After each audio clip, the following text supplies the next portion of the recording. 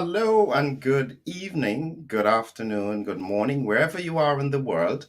I'm Dr. Philip McMillan, and I am continuing to host regular sessions looking at science around COVID 19. For anyone who doesn't understand, my focus has always been on the fact that COVID 19 or severe COVID 19 has been an autoimmune response to the viral spike protein. And that perspective has shown me to being able to predict the direction that the pandemic could take and some of the strange things that we are potentially seeing across the world even now. And within that framework, I have the pleasure of speaking to people all over the world. And one of them today is really very interesting. It demonstrates how every individual person has the opportunity to make a difference in this pandemic because he has taken his expertise in terms of engineering and data to ask some very, very relevant questions that we are going to explore a little bit further today. And so, with great pleasure, I'll add into the stream. Hi, Thomas. How are you? Dr. McMillan, thank you for having me on your channel to talk about this very important topic. Excellent. And so, what I'll ask you to do for me, Thomas, is I'll just want you to give me a quick introduction about who you are, and we'll then take it from there. Sure. My name's Tom Haviland. I'm from Dayton, Ohio. I'm a retired U.S. Air Force major. Spent 20 years in the United States Air Force, then spent 16 years as a defense contractor working with the Air Force. So a total of 36 years working with and for the United States Air Force. I have a bachelor's degree in mathematics from the Ohio State University, a bachelor's in electrical engineering from Louisiana Tech University, and a master's in computer resources and information management from Webster University in St. Louis, Missouri. After I graduated from Ohio State, I worked for an insurance company, Progressive Insurance, for a couple of years, doing actuarial type work, and decided that was just a little too dull for me, a little too boring. So I decided to join the United States Air Force, and boy, I'm glad I did. I had a wonderful career. It was a lot of fun. I did a lot of traveling.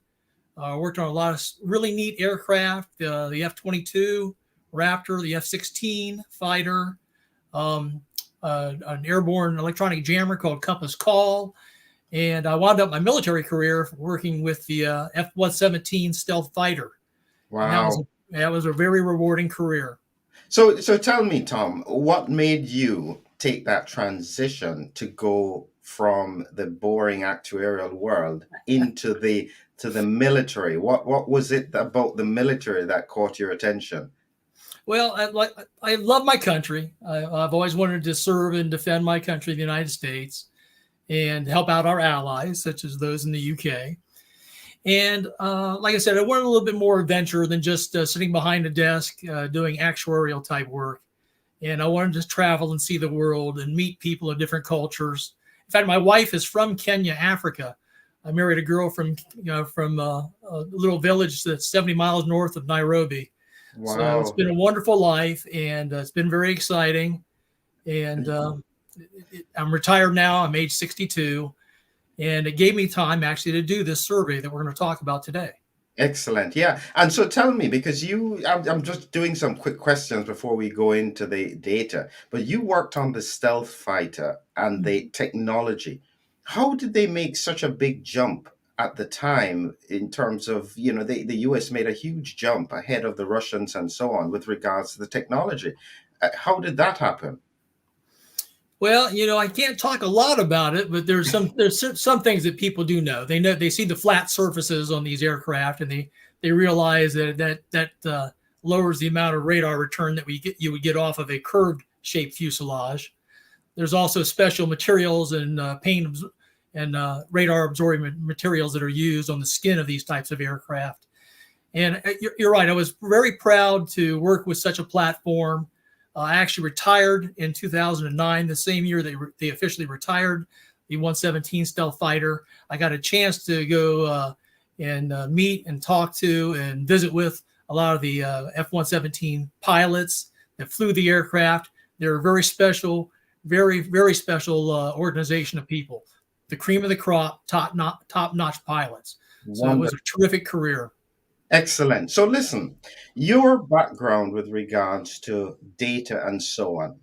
When the pandemic started, what were your thoughts at the time when the data started to come out? Well, I was very skeptical at first because I saw that the Imperial College model was, we knew very early, within a month or two after that came out, that was way off the mark, that they were way overestimating the lethality of this virus. And there was also other indications as well. I saw later in the year, in September of that year, I actually was looking at data from the UK. Our CDC here in the United States was putting out very little data, unfortunately, over the summer of 2020. So I started looking at the UK data, and I could see that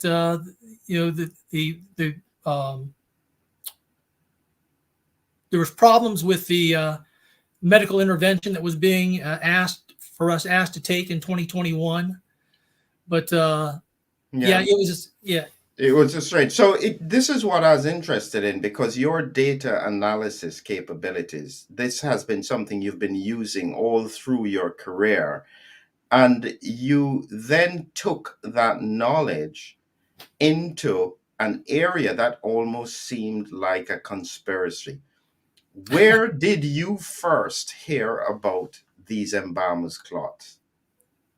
I heard about them in November of 2021. November of 2022, this last year, when I watched the movie Died Suddenly.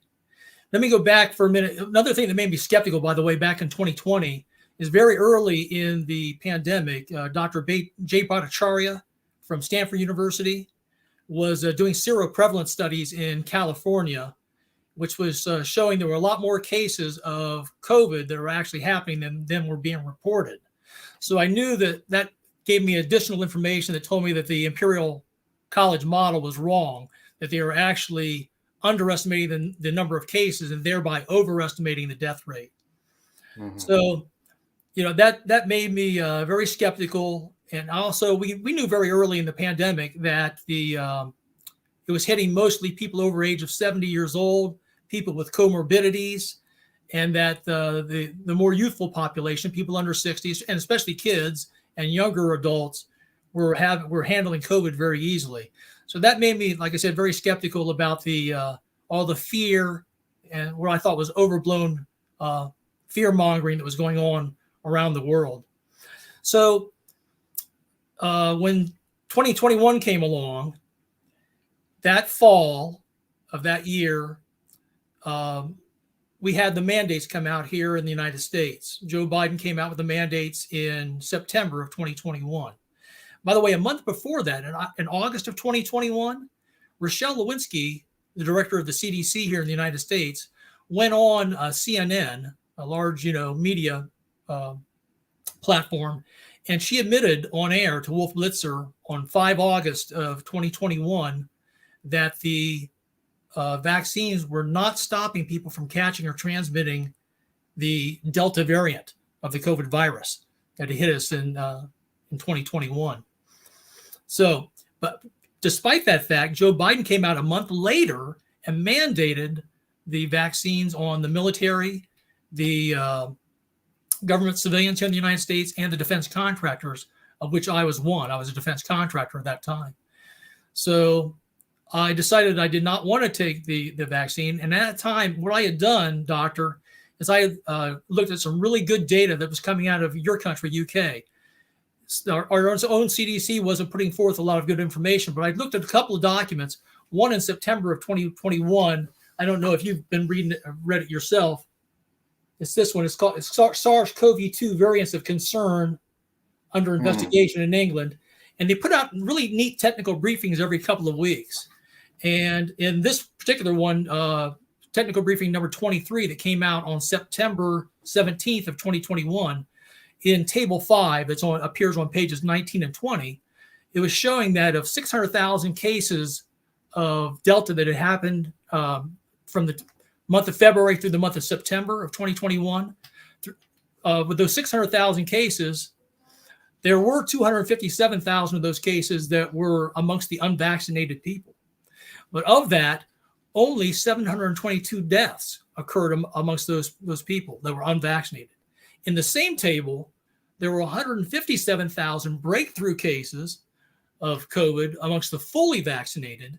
And of those, over 1,600 people had died. So the case fatality rate was actually higher for the vaccinated population than it was for the unvaccinated population. So like I said, I'm a data analyst. I was looking at pure data, and the data was telling me that the vaccines were not as effective as they were being touted, and that some of the things we were being told at that time were just not true. We were being told at that time in the United States that this was a pandemic of the unvaccinated. As I said, there was lots of fully vaccinated people that were getting, yeah. So this is an important point, and I agree that we didn't have much clarity with regards to the data, and that's a pity at that point. And I guess what happened is that for people like yourself, it did make you more skeptical when things didn't align.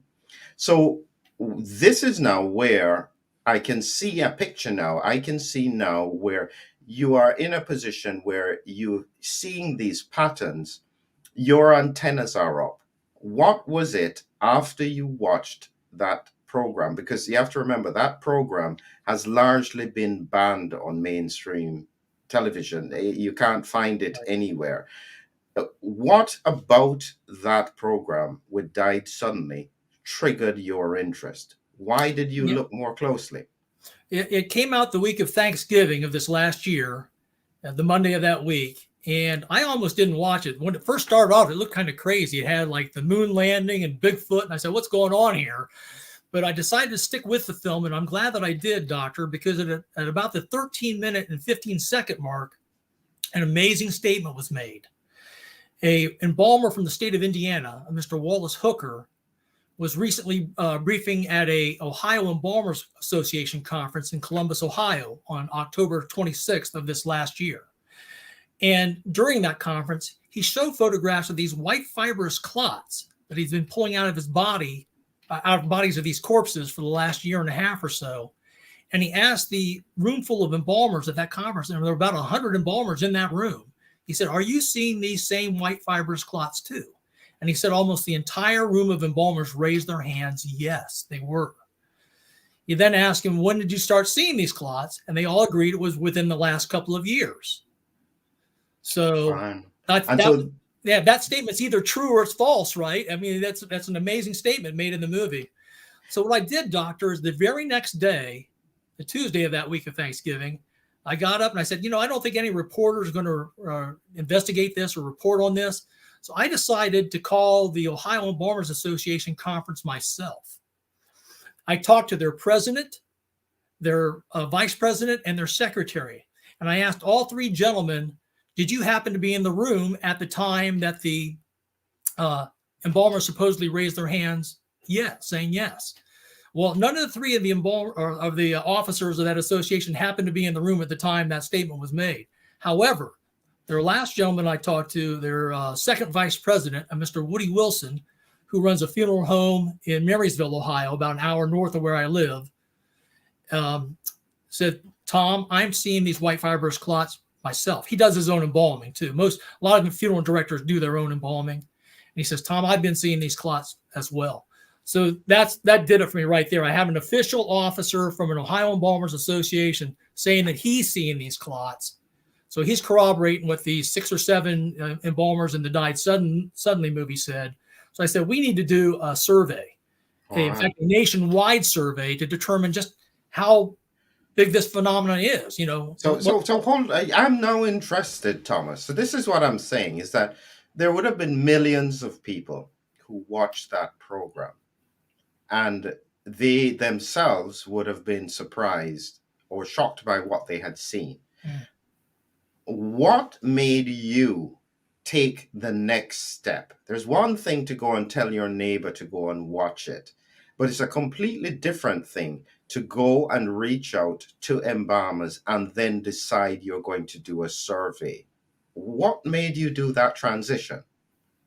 Well, curiosity, first of all. I wanted to know for myself because I have family members who are debating whether to take the vaccines or not, and possible side effects of the vaccines. And I'm not saying for sure the vaccines are linked to these white fibrous clots. We don't know for sure, but that was part that went into my calculation of wanting to do this. Like I said, I'm retired now. I have the free time to do it. And I had a friend who understood how to use the tool SurveyMonkey, which is the online survey tool that we use to do the survey. So we had everything in place. And like I said, I knew that, or I suspected that the FDA, the CDC, the mainstream media here in the United States would not pursue this story for fear that there might be a link between the vaccines and these white fibrous clots.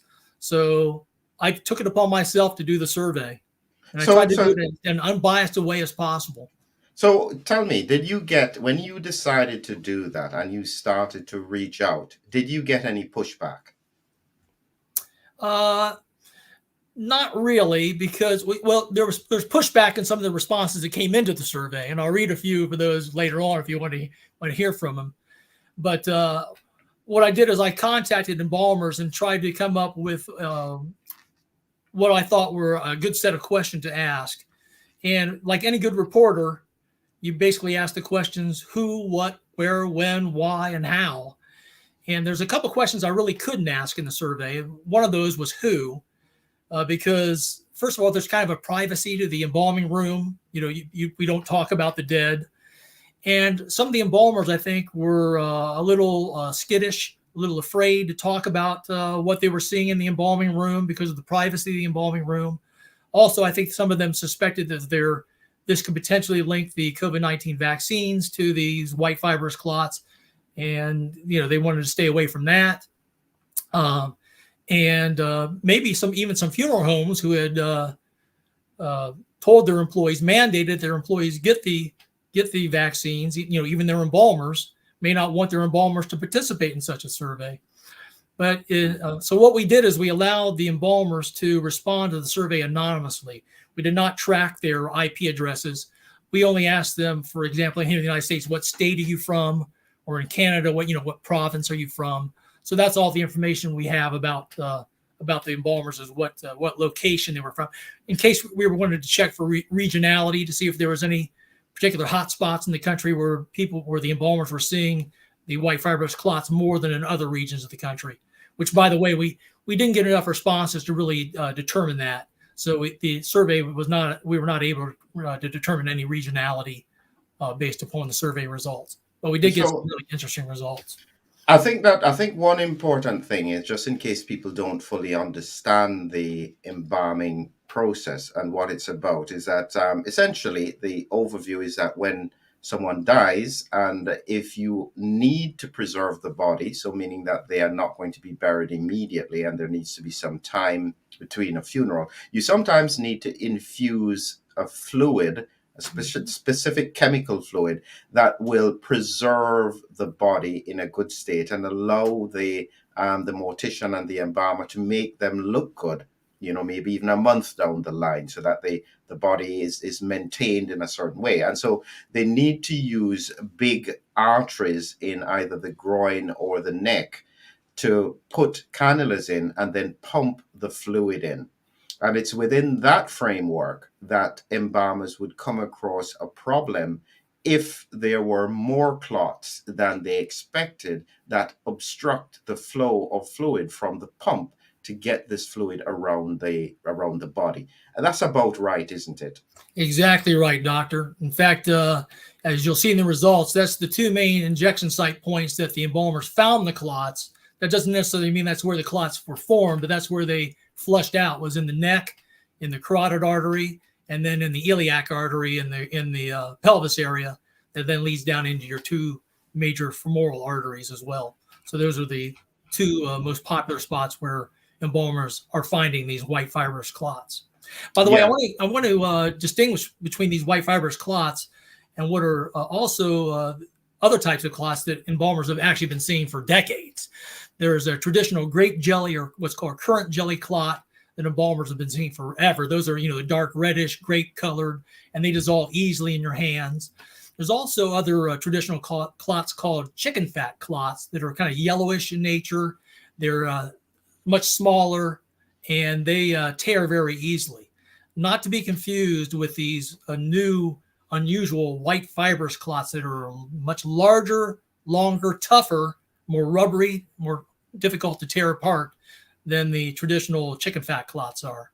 So we made sure in our instructions to the survey to distinguish between those so that the embalmers could respond properly to the survey. So let's just take a look at what it is that you did there. So this is your worldwide embalmer blood clot survey, and you looked at the United States, Canada, the UK, and Australia. And this was between December 2022 and March 2023. Okay. That's right. The USA portion of the survey was done between December and January of 2022. And for that portion of the study, I used a two-prong approach to sending out the survey. I used a top-down approach by sending it to the 30 largest U.S. states, the presidents of their state funeral director associations. Each state in the U.S. has its own funeral director association with hundreds of members, funeral directors, and embalmers underneath of it. So I sent it to the presidents of those organizations, asking it to send the email. It was a real simple email with a link to the survey. The survey was really easy to take. Only takes 2 or 3 minutes to take. Like I said, 6 or 7 simple questions. Yeah. So in effect, you put out this email to all embalmers who are currently performing active embalming and just asking for their help.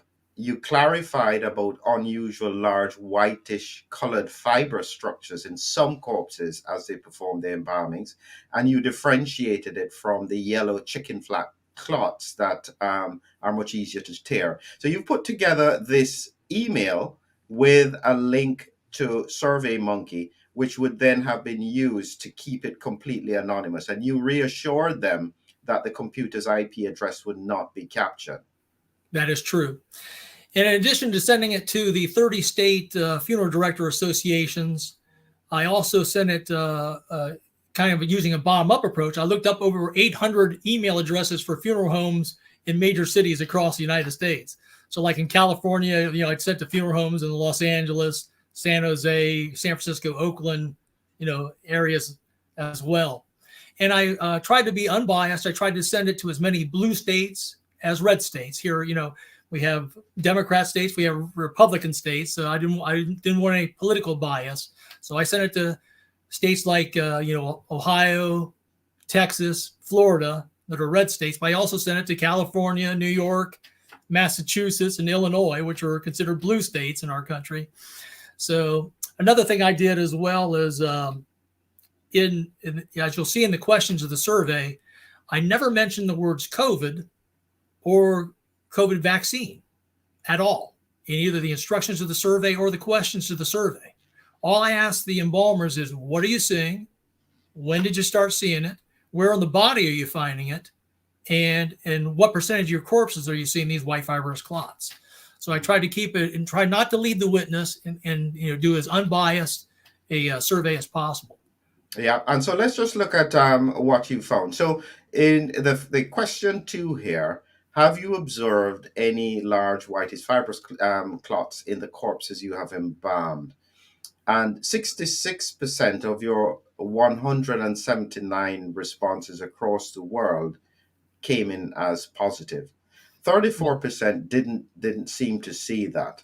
Okay, so I guess it's important to know that not everybody is noticing or having any issues with that. Okay, that's correct. Mm-hmm. I've had some embalmers, the ones that are seeing the clots are a little flabbergasted that the ones that are not seeing them are responding that way. One possibility is some embalmers do a little bit more thorough job of embalming than others. So it's possible that the ones that are not doing as thorough a complete a job as the ones that are more thorough may be missing the clots if they exist. Mm-hmm. Just a possibility. Okay. But I depended on the embalmers to respond honestly, and I kept every response that I got, whether it was a yes or a no. That's the way you run a survey, right? You look at the data. Yeah. So when you look at question three, 60 of the 179 didn't see it, as you said. Mm-hmm. But there's a clear trajectory between 2018 to 2022.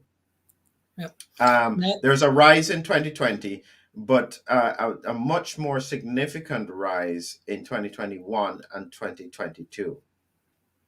yes. In fact, the reason I had the 5 years on there is I wanted 2018 and 2019 on there as kind of control years, right? Before we even had COVID. Then 2020 as a year that obviously we had the COVID virus, but no vaccines yet. And then years 2021 and 2022 when both the COVID virus and the vaccines were present. So that's the rationale for why I had the 5 years on there. As you just mentioned, there's a pretty good group of people in 2020 that said that they saw the white fibrous clots in the year that we had the virus, but no vaccines yet. And we all know that there's clotting problems associated with the COVID virus itself, right? And Yeah. the Okay. spike protein on the surface of the virus. Yeah. Okay. What many of the embalmers, not embalmers, but many of the doctors that I've talked to, based upon these results, believe is happening, is that the large increase that you see in 2021 and 2022 is possibly due to a supercharging effect from the vaccines. Now, this is pure speculation.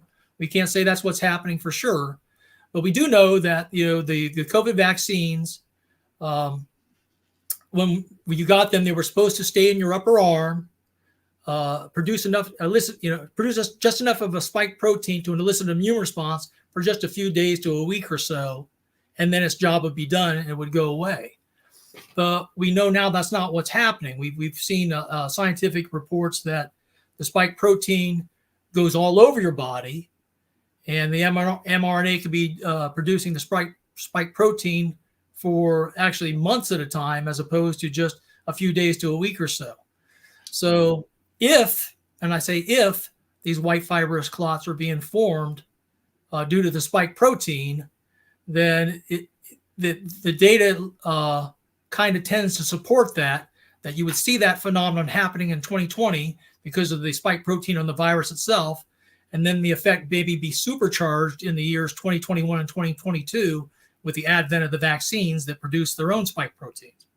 Yeah, that's certainly a possibility. And part of the objectiveness of science is you don't leave any stone unturned. But many people will say that, in effect, all we are doing is raising concerns about vaccines when we have no evidence that this is necessarily so. And there's been some validity to that point. But at the same time, what we have to do is make sure that there are no issues. So let's just go along with what you had seen. So next question you had asked is that where have they observed the large white fibrous structures? And the majority were in the neck regions. And so 106 versus the legs in 53, and then in other locations much lower. Right. So it really was in the neck region. I wonder if that's more to do with how they do the embalming, meaning It that. is, yeah. Mhm. You're absolutely correct, doctor. That is the main injection site point. The iliac artery down in the pelvis area is a secondary location if necessary, but most embalmers try to work primarily out of the carotid up in the neck, if possible, and flush all the blood out and put in the embalming fluid through that particular area.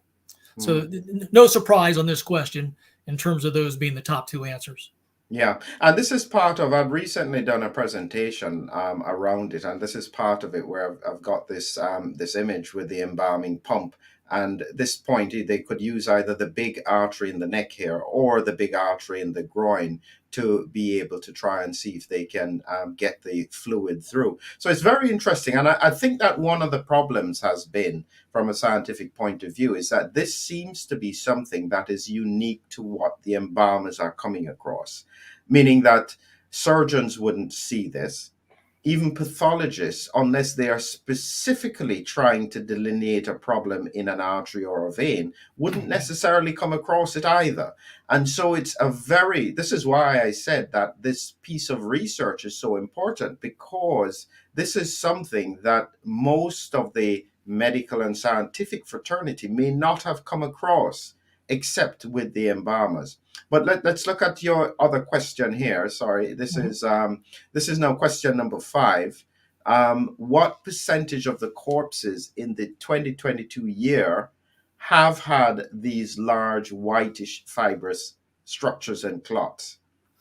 Yeah, and this is kind of an alarming answers to this question. You can see that there's quite a few embalmers that you see 39 of the embalmers said between 1 and 20%, but then look at that, 21 to 40% of their corpses, 29 embalmers said that. 30 embalmers said that they're seeing this phenomenon in 41 to 60% of their corpses. And there was even 17 embalmers that are seeing this phenomenon in 61 to 80% of their corpses.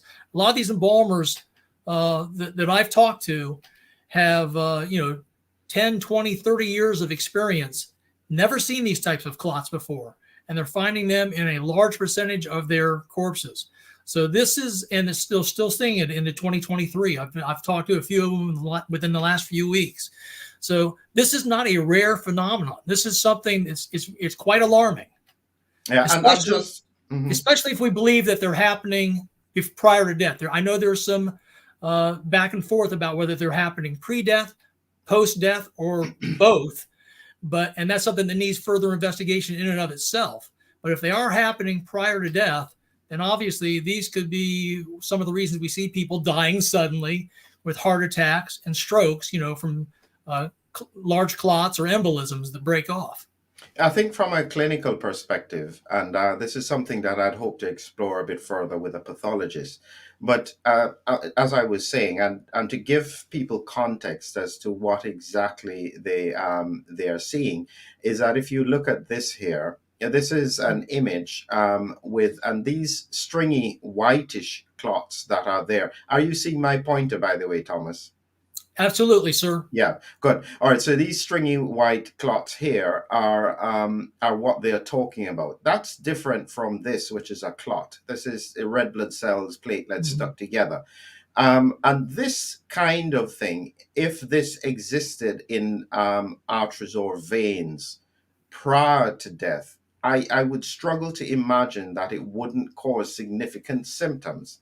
That's part of the point that I think that I was making, is that I understand that someone may think that it is there prior to death, but when I think clinically, to have that degree of obstruction without symptoms would be quite difficult to imagine. And you have to remember that we regularly do angiograms on patients where we see the contrast in these arteries. And so we should have picked them up. So in my mind, this is why I did a presentation about this. And that's where I brought up an important point, what I thought these were, which were cryoglobulins.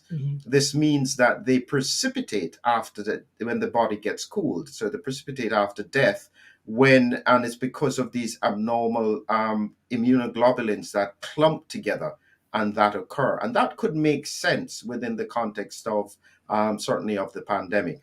But let's not get too distracted with that. Let's continue with regards to the presentation. Question number 6 you had is, have you observed an increase in the number of traditional grape jelly blood clots? Why did you ask that? When I interviewed I actually spent an hour interviewing the funeral director and embalmer in Marysville, Ohio, Mr. Woody Wilson, who, as I said earlier, is the vice president of the Ohio Embalmers Association in Cincinnati, Ohio. And I went up and visited with him, and that was one of the things he told me that he had noticed. So I said, oh, that's interesting. I'll add that to the survey as well.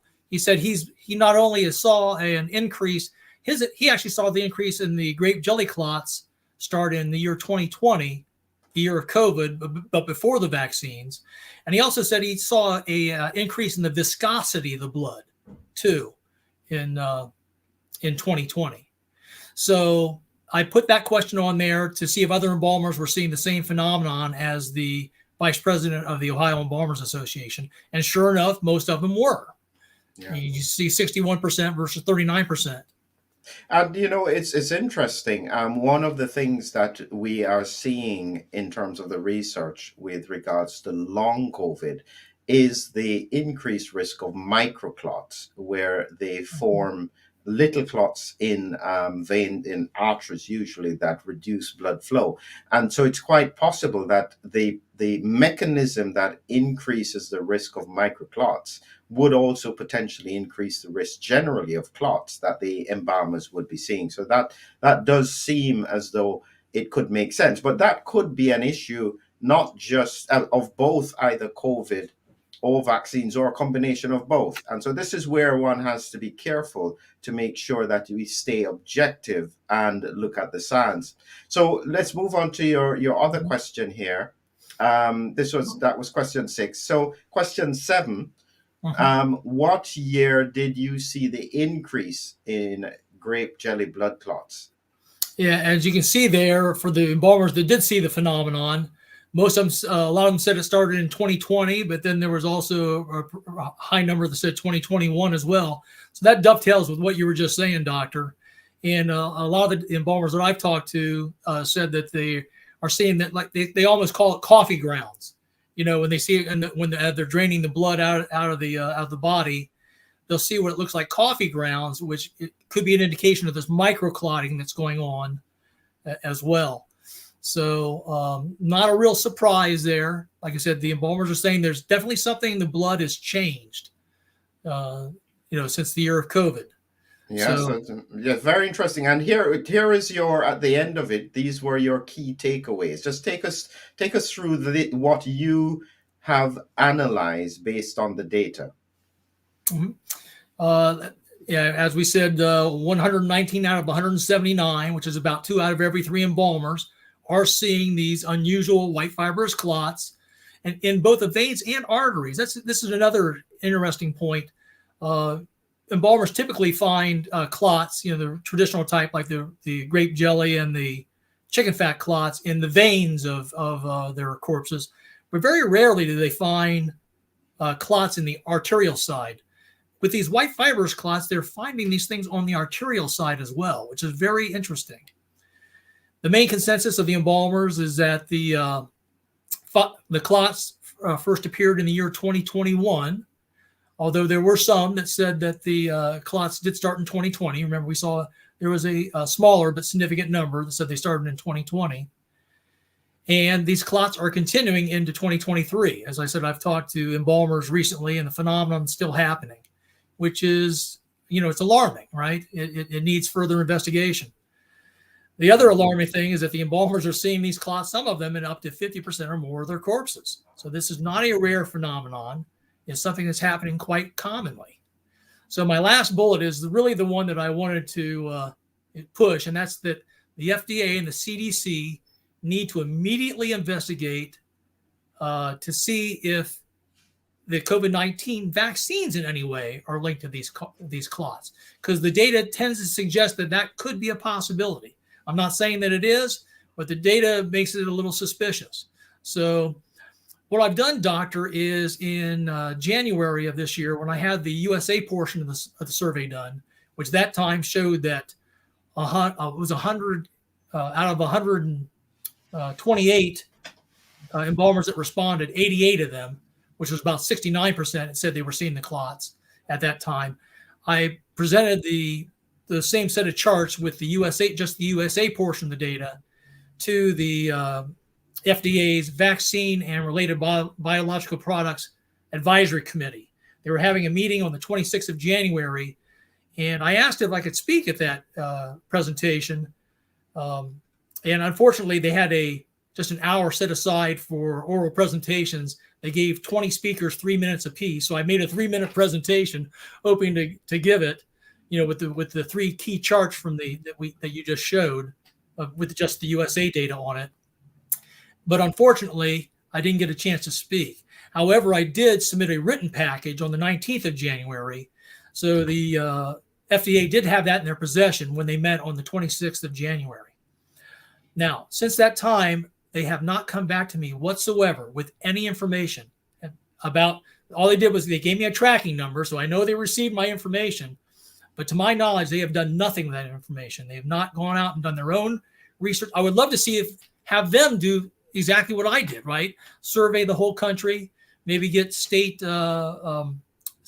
organizations to survey all their funeral directors and embalmers. Do the same thing I did to corroborate or disprove the survey that I conducted, and find out once and for all what's going on with these white fibrous clots. I just find it astounding that there is this lack of curiosity on their part to want to go forth and do that. So I'm reflecting on what you're saying, and I'm trying to. The only answer I can give is that from a clinical point of view, so most physicians would never know about this.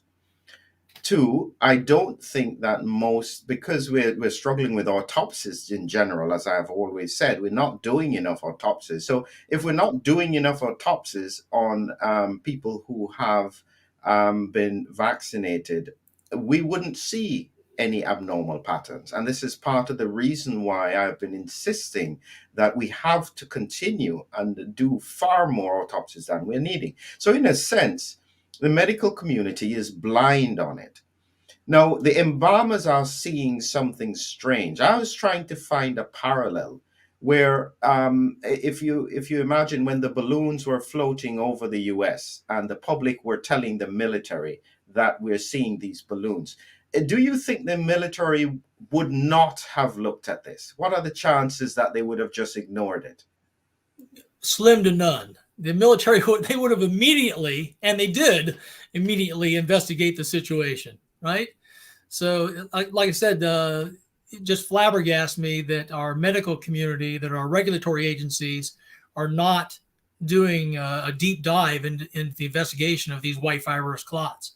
It's just, especially given the results of the study showing that they're not only a large percentage of embalmers are seeing them, but they're seeing them in a fairly high percentage of their corpses on average.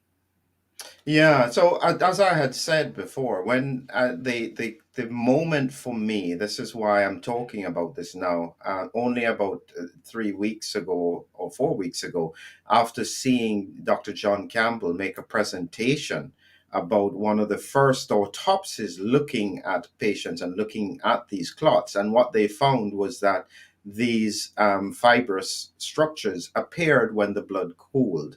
And when I heard that, that fit within a pattern of what I call cryoglobulins. That's a known condition, a rare condition, but known. When blood cools, it can make these unusual structures because the antibodies are sticking together.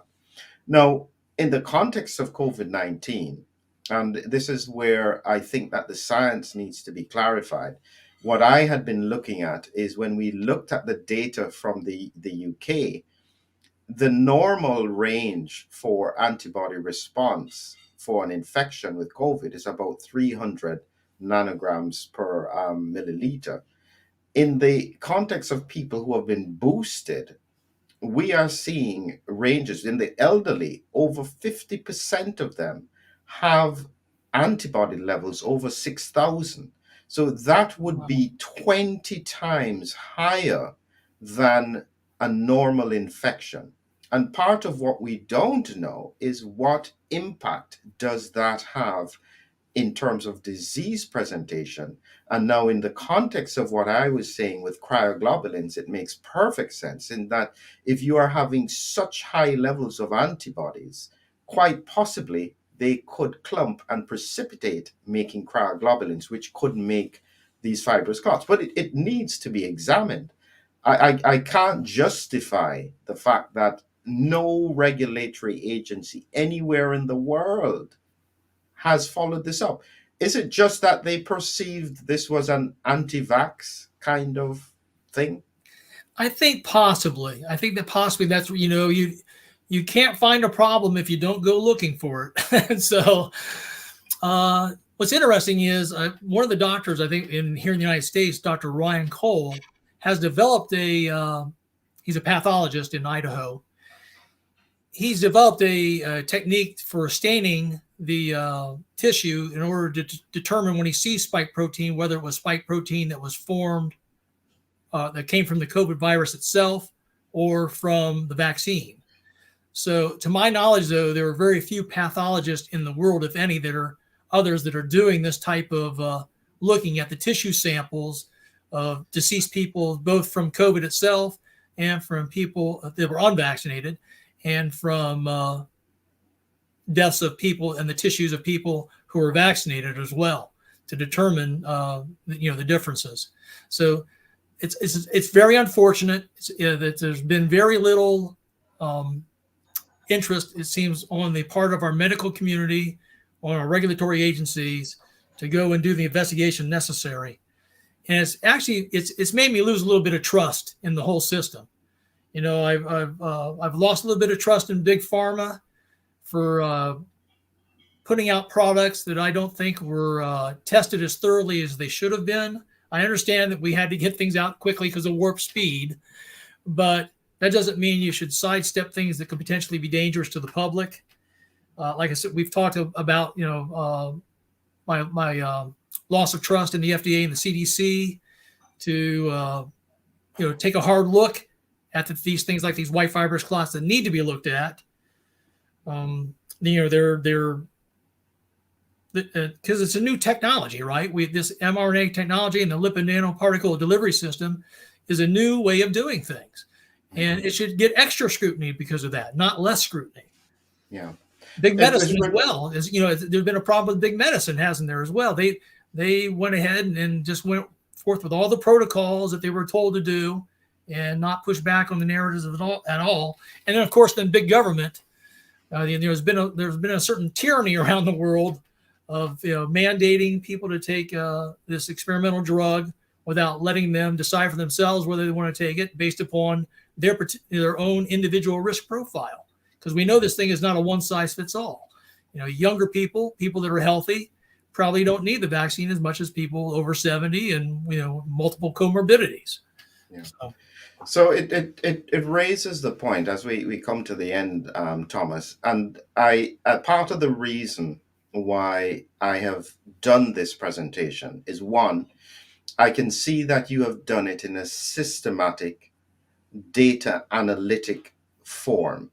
And this is not just about what you've heard somebody say. You've done it in a systematic way. And that therefore adds credibility to what has been done. Two, once it has been identified that there could be an abnormality, there is a responsibility to take a look at it.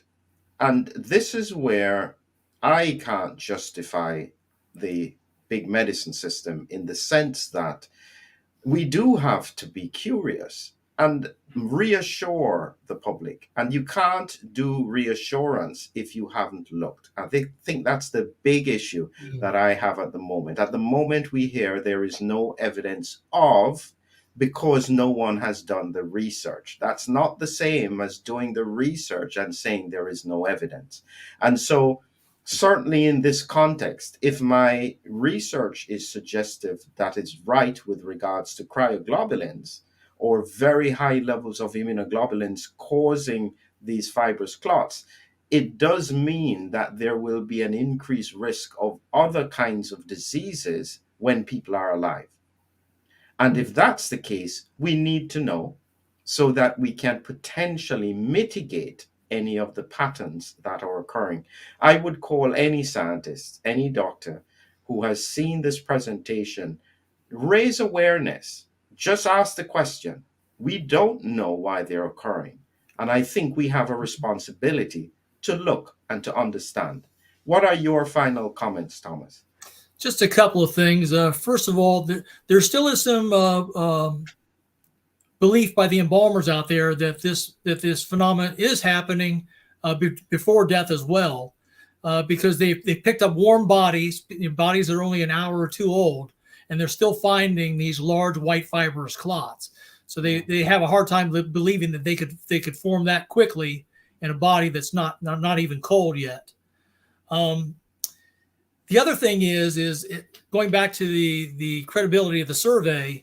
is at the very end of the survey, Doctor, we did allow embalmers to make comments about the white fibrous clots if they wanted to. So I want to read to you just a couple of comments to show you that we took all answers, whether they were, positive or negative, however the embalmers responded.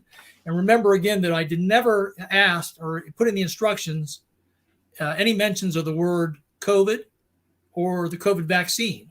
All I asked, again, the embalmers is, what are you seeing? When did you see it?